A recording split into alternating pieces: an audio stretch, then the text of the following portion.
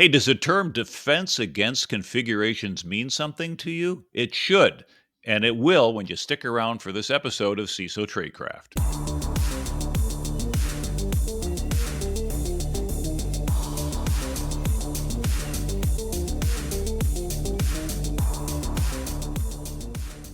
Hello, and welcome to another episode of CISO Tradecraft, the podcast that provides you with the information, knowledge, and wisdom to be a more effective cybersecurity leader. My name is G. Mark Hardy. I'm your host, and today I have a special guest, Yuriy Tsibere, which I'm sure I didn't quite get the vowel right because I was practicing that, so my apologies up front. But Yuriy, welcome to the show. Thank you for being part of CISO Tradecraft. Thank you for having me here. Thank you.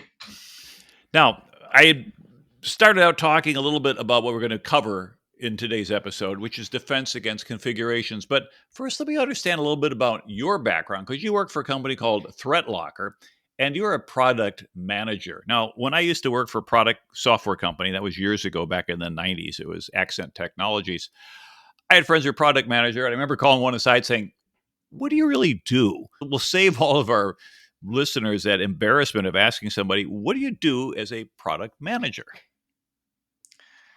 Truly saying, I'm doing a lot. So, in general, product manager should think about something like product strategy and all the stuff. But here we need to do more than that. Sometimes you need to investigate some interesting cases with our clients, not only devs but as a product manager as well, to understand what you need to do next, how to update your roadmap, what tasks must be prioritized on that behalf. Generally, also writing epics and user stories for development teams, manage development teams and priorities. It In- sounds about as complicated as being a CISO, like a million different moving parts and yes. never quite enough time to get to all of them. Welcome to the club. What brought you here, though? What did you do before being here at ThreatLocker? Oh, my story is interesting enough. I born and lived in the city of Cherkasy. It's central Ukraine, and had the first PC when nobody has it. It was this X Spectrum copy, Soviet Union copy of ZX Spectrum. Yeah, the only plant in Soviet Ukraine was in our city. We had like plenty of them. That was the start. Then I attended telecommunication institute, not telecommunication, but IT institute, and was learning their IT and telecommunication stuff. And worked at the AT&T of Ukraine. It called UMC. There, I faced like huge security measures because you are in environment when user data can be exposed to you as employee.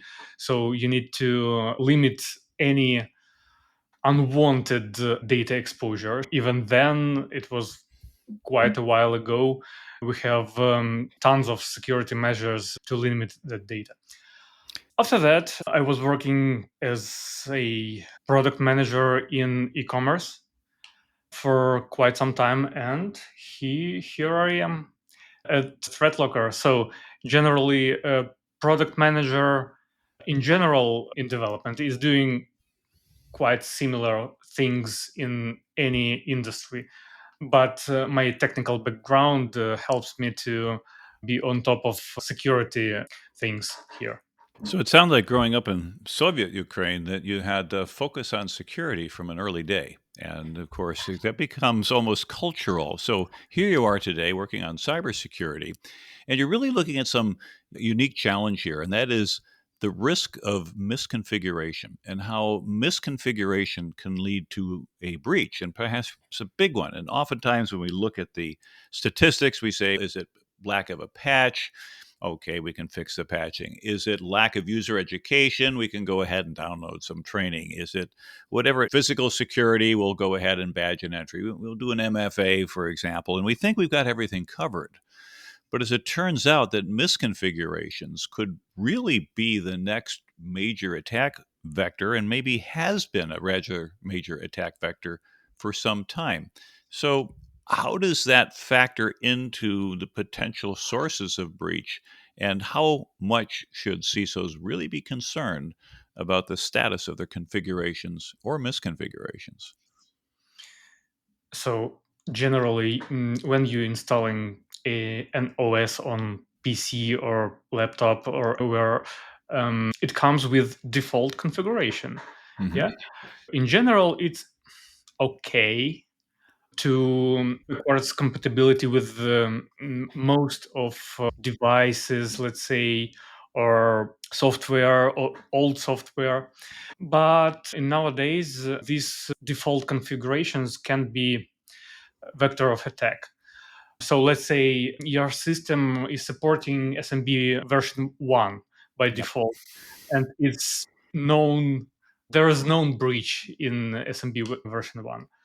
And not only for that, basically for any configuration, there are defaults, and they could be used by threat actors to breach in. We decided to create a very simple in its idea, but very powerful tool to scan your machine, track your configuration, and give you opportunity to see what you want to change or what you need to change. Also, it relates to security frameworks like FedRAMP or NIST. So you can, in your organization, of course, someone is coming in, someone is leaving. Not every device is tracked and set up correctly. Could be set up correctly. Yeah. This tool can highlight you that you have 5 PCs with misconfiguration, and another 10,000 are okay with our frameworks or so. So yeah, it's a very powerful tool. And as you mentioned, even though it's just a handful of devices that were misconfigured, that can lead to a major breach because someone says, "Oh, I'm at 99.9% okay." I fly a lot. If I got on a plane that had a 99.9% chance of landing safely, but a 0.1% chance of not landing safely, at 100 flights a year, within statistically 5.5 years or so, I'm going to likely experience a bad event. You're right, it needs to be covered, but let's dig into this a little bit more. You guys have called this DAC, or Defense Against Configurations. And so, in plain terms, what does defense against configurations mean? And why did we pick that name? Because it was unique. I was researching around. I don't see anybody else using it yet. Defense is about that misconfiguration is a breach. Hmm. So you need to have some kind of tool to defend yourself. You as a company need to have this tool to highlight that you are vulnerable to those breaches. So that's why it's easy enough. Yeah, I think you're naming it. If you defense against misconfigurations, it'd be DAM. It's give me the damn tool. Where is that damn tool? And Yeah, you try it doesn't play well. I'm sure marketing had something to say about it that. sounds not very polite. Yeah, exactly. And of course, for those who are worried, I was just referring to the acronym, so I'm off the hook. Now, Yes. but what types of misconfigurations? You mentioned typically it'd be operating systems coming right out of the box, or today we really don't use shrink wrap stuff anymore. We'll spin up a VM or something like that. Is it more than just the operating system, or is this just focused on the OSs?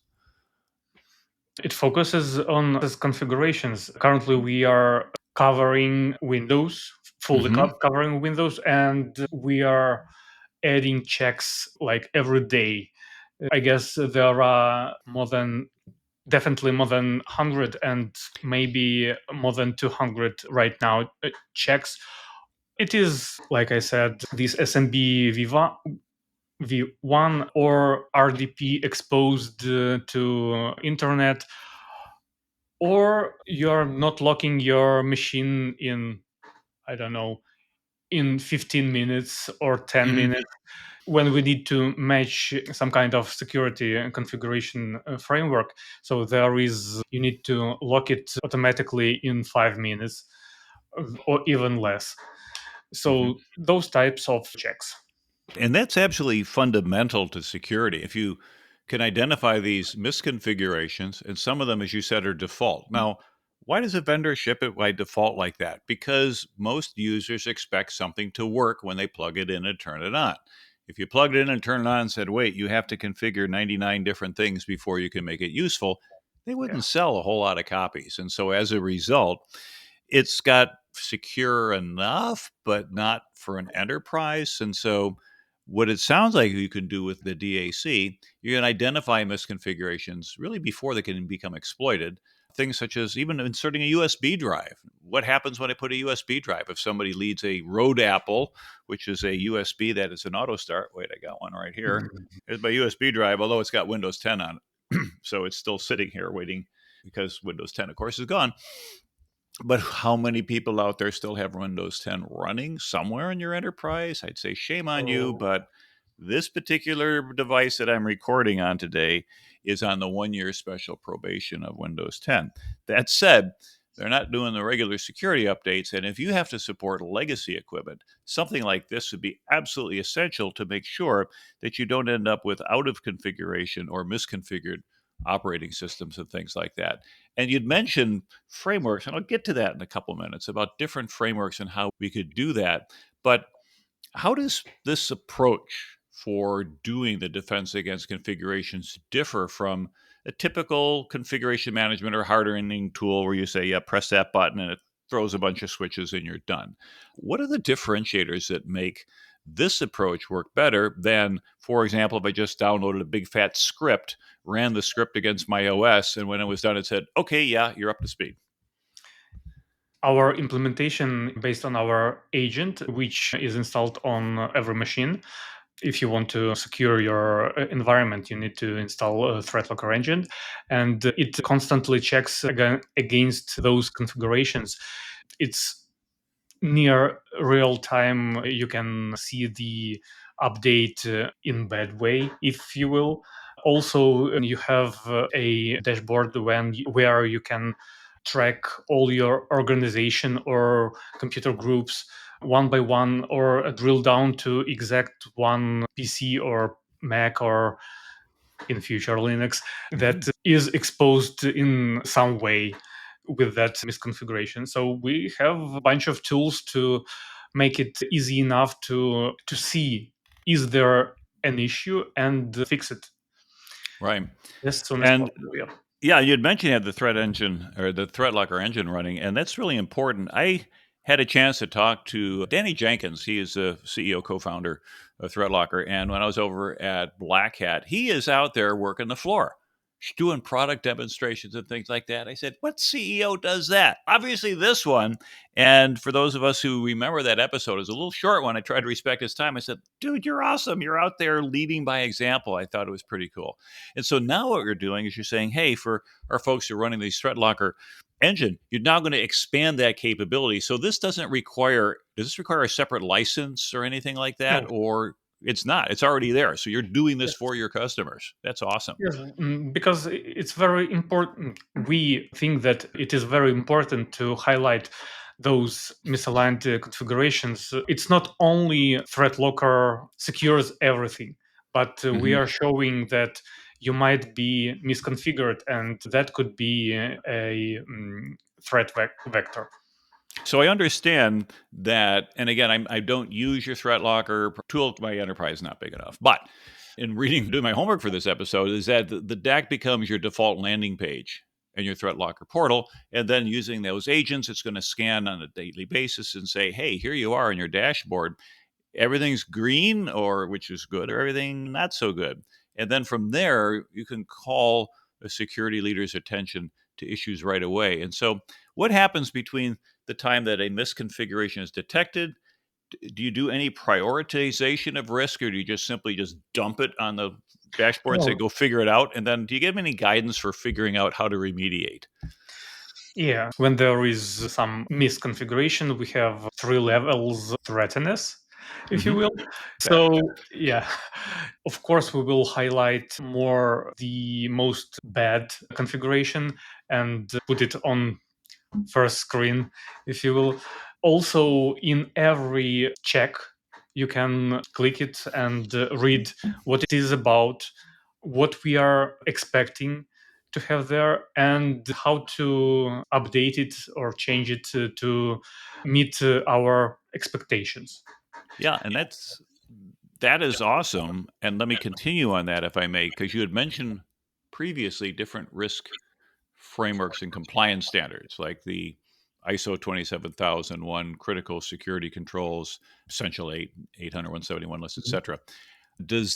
How does that add value? Because I would think that if I have to meet a compliance requirement, and I have a regular reporting. A lot of times, what I get as a CISO is I'll get a once a year questionnaire. Do you have this? Is this turned on? Is this plugged in? Et cetera, et cetera. And then you just get a snapshot in time. And it might be when you suck in your chest and hold your breath and try to look really good for the auditor. And then when they walk away, you go, ah. But here, you get the equivalent of an audit every day, if you will. So you can tell if there's been any configuration drift. And that's hugely important in my opinion. So you can continuously check that report. It updates every day. And if you are not aligned with any compliance, which you should be, then you can fix it in one day. That is very powerful and interesting tool to if you need to stay in touch with the compliance, not only for that auditor. But just doing the right stuff in general. And I often tell CISOs, I said, if you want to go ahead and secure your enterprise, you can roll your own framework. But the hard part is getting executive buy in. If I say, this is a GMARC security framework, who are you? As compared to, hey, this has been worked through the ISO process, or it comes from the National Institute of Standards and Technology, or it could be an industry standard like PCI DSS and things like that. But ThreatLocker is more than just this. Okay, so you've got allow listing, ring fencing, network control. So this essentially combined with that gives you a much more holistic understanding of where my security posture is in my enterprise. Would you agree with that? Yes, of course. Our main products and first products, the allow listing and then storage control, ring fencing, all of those are aligned with our deck checks. Also includes several deck checks for how do you use allow listing. You can misconfigure even that because you are the customer, you have all the authority and rights to privileges to edit anything you want. Maybe you can allow some kind of phishing link just to, I don't know, to try to test your employees. But yes, we are checking against every configuration, even ours configuration. Yeah, that's a good idea. Now, I think for those of us who are looking at it from a technical perspective, we say, yeah, why not? Why would I say no to this? But if we're trying to go ahead and get executives or management, particularly if you have somebody listening who's, I'm not a ThreatLocker customer, but I've been looking at them or considering them, is this enough to push somebody over the edge to say, guys, we need this thing here? If we had to go ahead and make this a business discussion, what type of risks and costs are organization assuming when they have no visibility into misconfiguration of the OSs on their platforms in their enterprise? Oh, I guess risks are huge because only one, you need to misconfigure once and then threat actor can access your environment.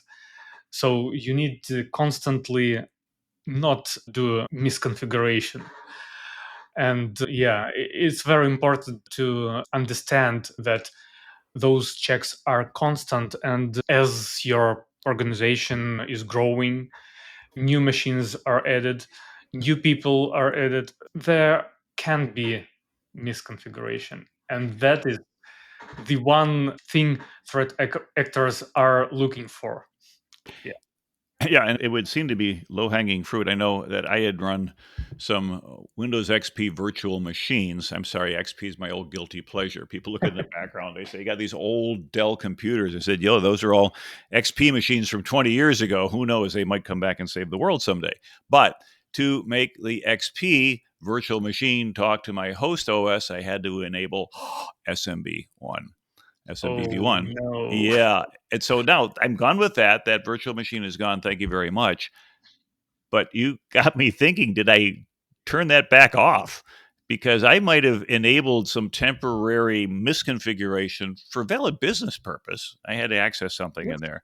But if I forget to turn it on, these misconfigurations accumulate. And so we don't always have that, but we've also got configuration drift where we forget about things, privileges that we create, and then we forget about them. They're dormant, they work. As you had mentioned before, remote desktop protocol, do we have an RDP facing the internet? And I might have had a valid reason at some point, but I shut it down, but I didn't disconnect it. But your DAC, this is going to detect all that stuff, and Yeah. especially at scale. Yeah, of course. It is tracking everything in your organization to give that dashboard, to draw that dashboard and give Mhm. you a report of all your organization. If you, let's say, yes, it's a good example because I'm using XPVM as well, but I don't use SMB1. I figured out some other way to have communication. Okay, after this call, we'll have that technical discussion because Yeah, yeah. I want to go back and fill that hole. It's like, how does that work? Okay, but let's skip over that because everybody else would just think we're geeking out on our call. But when we get back to being able to implement this, and let's say management says, yeah, throw the switch and turn it on, we often have to justify what we're doing, and we do so with metrics. And so we want to find metrics that are valuable, that demonstrate the value of any change that we have made to our environment, particularly when it comes to security. So, what type of metrics should we be looking at that allows us to go back and say implementing this defense against configuration has actually returned a positive result? The metrics for securing it's zero breaches, Well, but yeah, exactly. yeah, the main metric. But we have inside our tech product, we have some kind of scoring for everything, and you can look on your tech dashboard and understand right away you're bad, okay, or good score. Basically, when most or all, not most, but all of critical configurations are set in proper way, then you will be in good position. But there are also nice to haves to configure it better than you have it right now. But cybersecurity is a tough spot because we need to secure environment, but yet people or employees must to do their workflows in proper way, in easy way. So we are not becoming obstacle for business to do the workflow.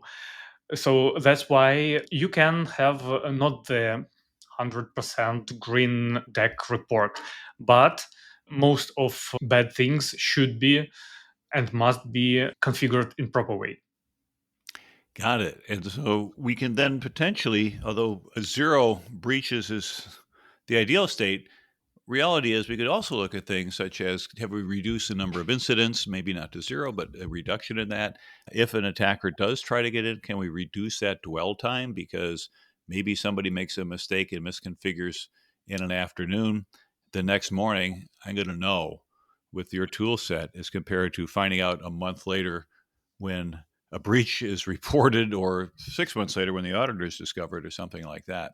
Are there any steps that I could do if I say, hey, this makes sense? How would I prepare my enterprise for the rollout of this? Do I have to go ahead and make changes and configurations and rewire everything? Or is this just simply an easy to do thing for an existing ThreatLocker customer to create the opportunity to turn on DAC? DAC would be turned on not yet, but soon enough would be turned on, but by default for every customer. Yeah, they all our customers will see deck report and deck dashboard, so they can roll out with the like initial installation of our ThreatLocker agent. But you need to have at least a day to collect all the checks and create the report. That's for new customers. For existing ones, it would be much easier and faster. Got it. Now, we hear a lot about zero trust today. And I think it's more than just a buzzword. It's an important way to go ahead and protect our enterprise where you encrypt your communications, you authenticate everything. How does DAC fit into zero trust, particularly with regards to endpoint configuration and control? Is it a nice to have, or is it really the thing that guarantees that you're more likely to achieve zero trust because you have confidence that your configurations are set up properly? Our zero trust platform includes all our products, and the approach is to do not trust anything. Like in default configurations, they trust something or most of things, and then and you can adjust. Our approach is to allow only needed. In every instance, allow only needed application and allow only needed communication between applications, allow only needed storage folders or directories.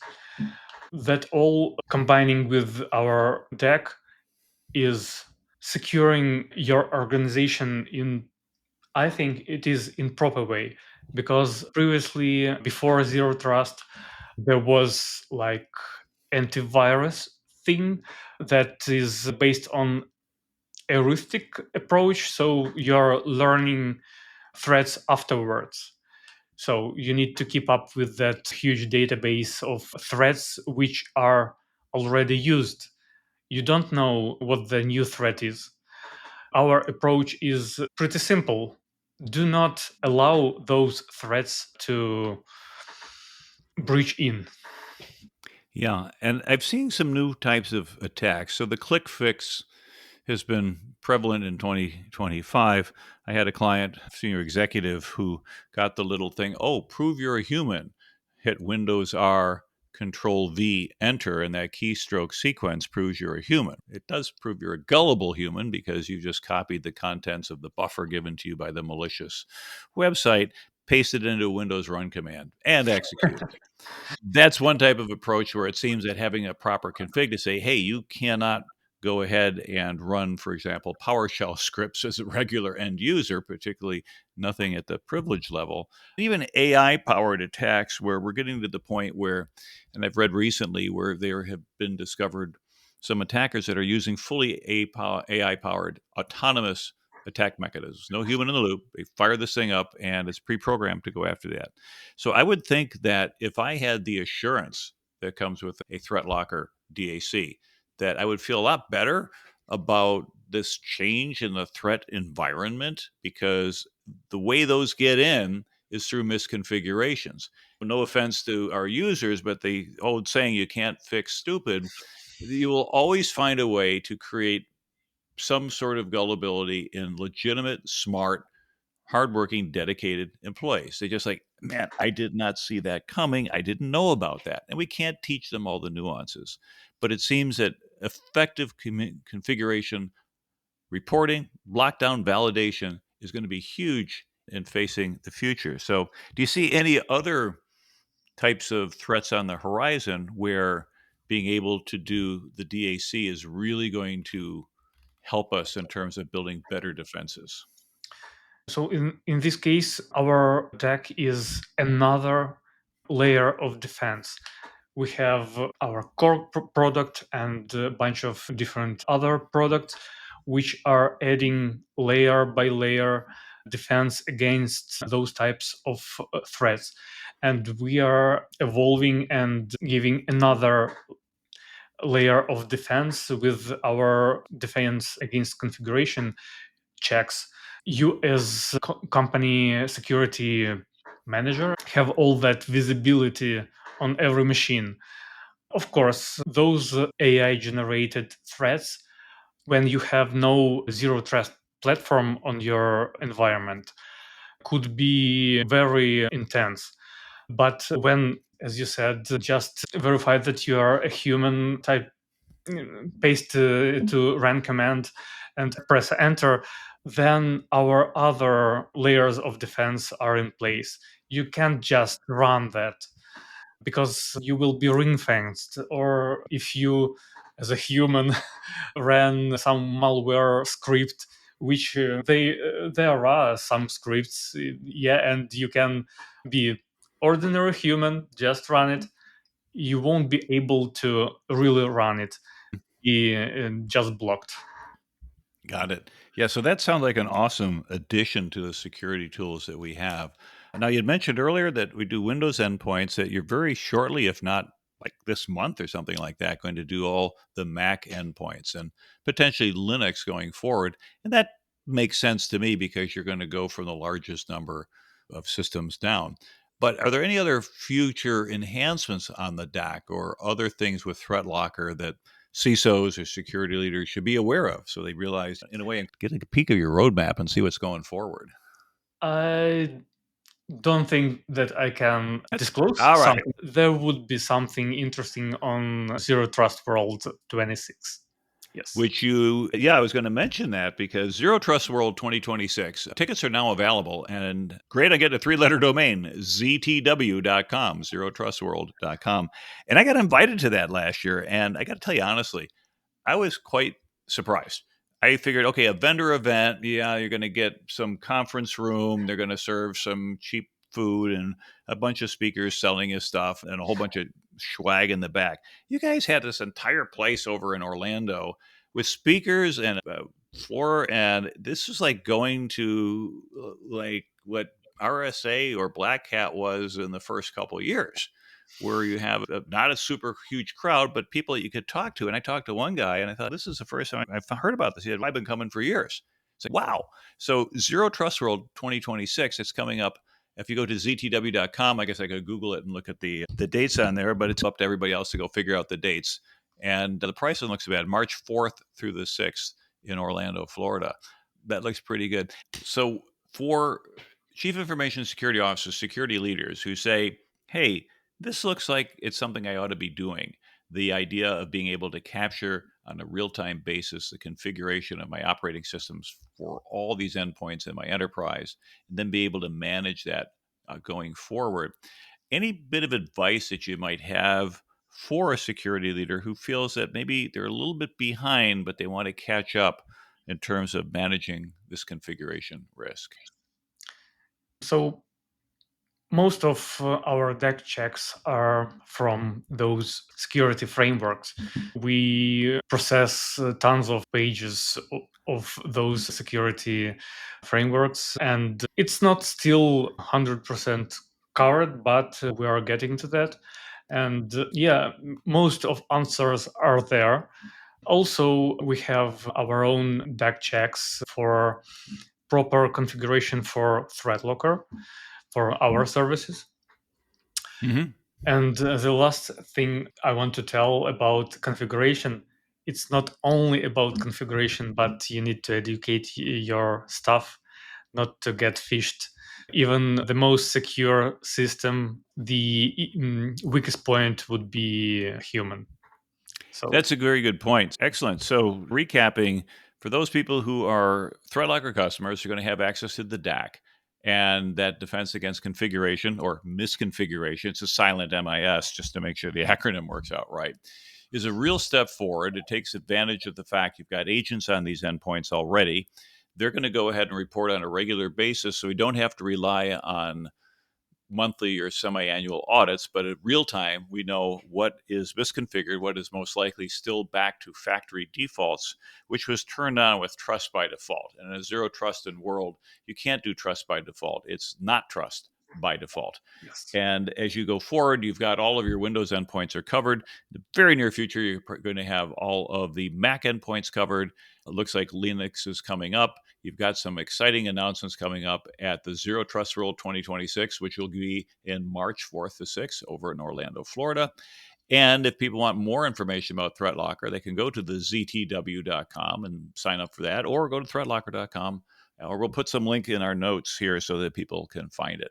So, Yuriy, I want to thank you very much for being part of our CISO Tradecraft episode. I learned a lot, and I hope our guest did too, about the importance and the ability to go ahead and manage the configurations on your endpoints, and how failure to do that creates an unforced error, creating your vulnerabilities that you should not have to threats that are going to take advantage of that, both human as well as automated. And in the future, if you will, there'd be no excuses anymore for not being able to protect that.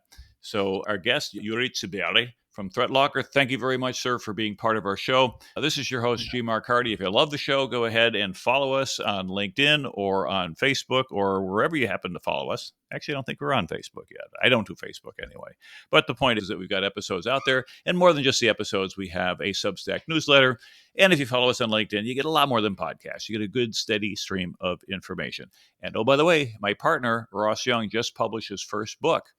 And it is Cybersecurity's Dirty Secret, Why Most Budgets Go to Waste. So if you haven't seen that, go look for it. It's an outstanding book. I can give a little plug for him here at the end because he's done amazing work over the last 10 months or so working on that. And I've watched that grow from an idea to a manuscript to now a published book. So that's pretty awesome. So thank you very much for your time and your attention. It's your host, G. Mark Hardy. And until next time, stay safe out there.